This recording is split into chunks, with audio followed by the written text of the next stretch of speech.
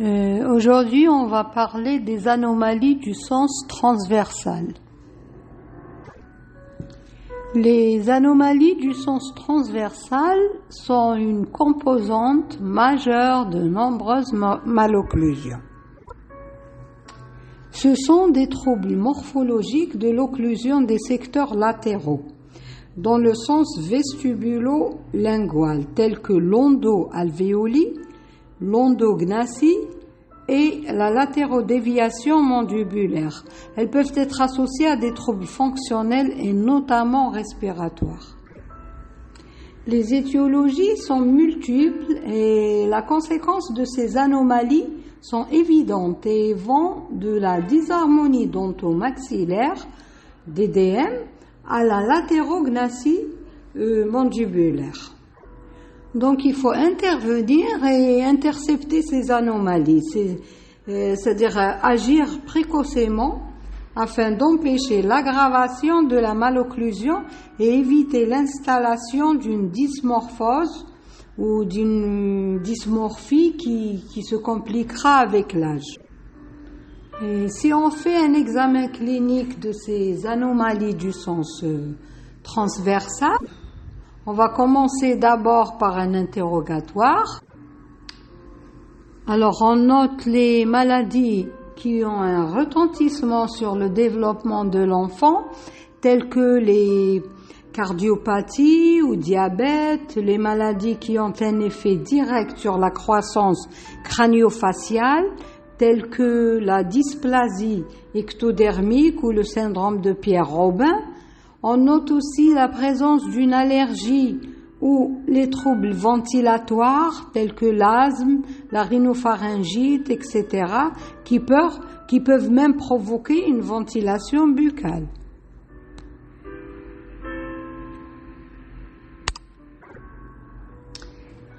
Aussi, on va noter les habitudes alimentaires de l'enfant, telles que l'alimentation sucrée, le type d'allaitement, le grignotage, et même, on va noter aussi les tics et habitudes vicieuses, telles que la succion digitale, la succion de la langue et la succion jugale. Et après, c'est le motif de consultation, c'est-à-dire la raison qui a amené le patient et ses parents à consulter. Donc, cliniquement, on peut observer l'absence de diastème en denture temporaire, des dents permanentes ayant une dimension bien plus importante que les dents temporaires, et l'encombrement et la rotation des incisives permanentes. Aussi, l'absence de place pour les incisives latérales, un retard d'évolution de la denture permanente, la succion du doigt, un tic buccal, une vestibuloversion incisive supérieure, un inversé d'articulé incisif et la présence de dysmorphose familiale héréditaire. D'où l'intérêt de l'interrogatoire des antécédents familiaux surtout. Alors, quel est l'intérêt d'une observation clinique précoce ? Donc, l'intérêt d'une prise en charge précoce est de permettre de commencer le traitement avant la puberté, c'est-à-dire avant la fixation définitive de l'état du tonus de la musculature de la bouche et de la face surtout. À ce moment, il est plus facile de mobiliser les dents. Les appareils peuvent être plus simples et conservés moins longtemps. Le risque de rechute ou de récidive et de complications tardives sont un peu minimisés. Et en plus, lorsqu'on prend en charge des patients assez tôt, c'est la physiologie du patient qui s'adapte à notre concept thérapeutique. Par contre, quand on commence le traitement tardif, notre thérapeutique doit s'adapter à la physiologie du patient. Donc ici, notre choix thérapeutique sera plus limité. Alors si on examine l'enfant en vue d'extérieur, c'est-à-dire un examen exobuccal, en vue de face, l'enfant est examiné de face en ayant la tête droite et orientée selon le plan de Francfort. La symétrie générale de la face est étudiée par rapport au plan sagittal médian. Commençons par...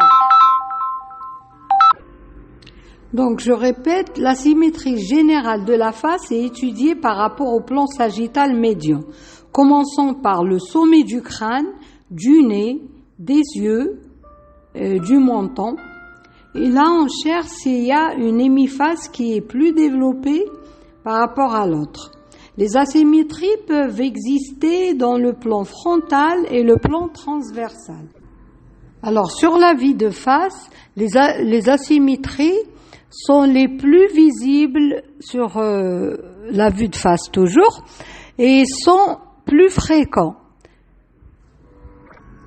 On a la technique d'évaluation qui se fait par les lignes parallèles, c'est-à-dire le parallélisme entre des lignes imaginaires qui sont la ligne bipupulaire et la ligne bicommissurale. Si ces lignes sont divergentes, ça veut dire que là, on a une asymétrie dans le plan frontal. On peut même faire des analyses sur les photos, donc faire le parallélisme et l'analyse pour évaluer bien sûr la forme générale crânio-faciale et l'équilibre entre le développement vertical et transversal. La position du menton par rapport au plan sagittal médian, là, c'est pour chercher une déviation du menton. La qualité des tissus de recouvrement et de la musculature faciale. On va aussi examiner les lèvres. Une inocclusion labiale au repos est souvent le signe d'une respiration buccale. Le parallélisme entre les lignes horizontales, telles que la ligne bicommissurale et la ligne bipupillaire, la convergence de ces lignes indique une asymétrie du développement vertical et des deux hémiphases. On est toujours en examen côté face, donc on réalise également un examen de la cinétique mandibulaire pour rechercher une éventuelle déviation du trajet d'ouverture. On fait aussi l'examen du sourire permettant de noter la présence de corridors buccaux qui signent une insuffisance du développement maxillaire dans le sens transversal. Après, on passera à l'examen du profil. Le patient est assis sur le fauteuil en position orthogonale, le regard dirigé vers l'horizon, si nécessaire, maintenir la tête du patient pour obtenir une bonne orientation. Donc, l'examen du profil permet d'étudier le développement de la face dans le sens sagittal. On notera l'impression d'ensemble, c'est-à-dire la convexité du profil, l'harmonie des proportions, l'appréciation qualitative de l'étage inférieur de la face et quantitatif de l'angle goniaque et l'angle ophryon sous-nasal et le pogonion.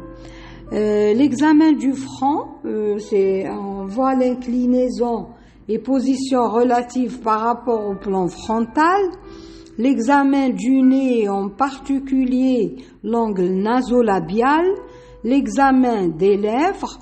Pour les lèvres, on va voir la forme, l'épaisseur et la longueur, le rapport des lèvres entre elles, la position relative par rapport au profil sur laquelle on peut agir par le traitement orthodontique. Et l'examen du menton pour voir l'importance de l'éminence mentonnière et situation dans le profil, c'est-à-dire menton effacé ou menton proéminent, le sillon labio-mentonnier s'il est prononcé ou pas, la position de la mandibule par rapport au maxillaire. Après, on passera directement à l'examen endobuccal. Donc, examen bouche ouverte. Donc en premier lieu, on va voir l'hygiène d'abord. Les dents, on notera l'âge dentaire si l'enfant est en denture temporaire, mixte ou permanente. En denture mixte, il faut apprécier la mobilité de certaines dents temporaires. On précisera le degré d'abrasion de ces dents. La prématurité au niveau d'une canine lactéale non abrasée peut provoquer une latérodéviation mandibulaire. Le praticien doit préciser l'état des dents présentes sur l'arcade, c'est-à-dire les caries, les dents fragiles, les dents délabrées. Et après avoir établi la numérotation de la formule dentaire, s'il y a des agénésies ou dents surnuméraires, l'orthodontiste cherchera systématiquement les dents ankylosées, les dents surnuméraires, et devant toute dent absente, il faut rechercher la possibilité pour celle-ci d'être retenue ou agénésique. Ça, c'est confirmé aussi par le bilan radiologique. On cherchera de même l'existence d'anomalies de forme et particulièrement de volume. Donc, celles-ci sont responsables d'un très grand nombre de dysmorphoses et peuvent passer inaperçues, particulièrement chez des enfants jeunes en denture mixte. Donc, on notera aussi les anomalies de position des dents. Celles-ci causent des verrouillages mécaniques et fonctionnels entravant le déroulement normal de la croissance de l'appareil mandicateur. Les maxillaires, donc on va voir les voûtes, la voûte palatine, déterminer sa profondeur, sa largeur, sa forme et sa symétrie. Une voûte palatine étroite est haute signe d'une insuffisance de développement transversal du maxillaire et une insuffisance de l'action modelante de la langue à ce niveau-là. On va aussi examiner les process alvéolaires. La musculature exo- et endobuccale a des conséquences directes sur la direction de croissance et la hauteur d'évolution des process alvéolaires. L'orientation des process alvéolaires matérialise la présence de compensation alvéolaire. Après, on passera aux arcades dentaires. On apprécie la forme des arcades dentaires. Elles sont souvent paraboliques, mais peuvent être en U, en V. Et une arcade en lyre, par exemple, il y a la forme en lyre, correspond à une lingoversion des secteurs latéraux, surtout, c'est-à-dire une endoalvéolie. Elle est plus fréquente au maxillaire qu'à la mandibule. On va après examiner les tissus environnants. Alors, les tissus environnants, on a les lèvres, étant déjà étudiées au cours de l'examen de la face au début. On vérifie au cours de cet examen la tonicité de leur musculature, les muscles orbiculaires des lèvres. On va aussi examiner le vestibule, les brides, les freins, les insertions des freins, des différents freins, le frein labial supérieur. On va examiner aussi la gencive qui peut être atteinte de gingivite pré-orthodontique ou de rétraction gingivale. On peut s'apercevoir des manifestations d'articulés traumatiques ou trauma occlusal, en occlusion temporaire ou adulte. La langue. On doit évaluer la position de la langue au repos et au cours de la fonction. La fonction, c'est-à-dire la déglutition. Elle peut prendre une position haute, moyenne ou basse. Une position basse de la langue est à l'origine d'un hypodéveloppement transversal des maxillaires. Le volume et la masse de la langue normale, micro ou macroglossie. Et la présence ou non d'empreintes des dents sur la langue qui signifie une interposition dentaire, c'est-à-dire entre les arcades. La longueur du frein lingual, normal ou court, pour son influence sur la mobilité de la langue. Évaluer l'étalement latéral sur les faces occlusales des dents inférieures. Demander aux patients de faire des mouvements d'élévation et de latéralité en bouche ouverte. Ce mouvement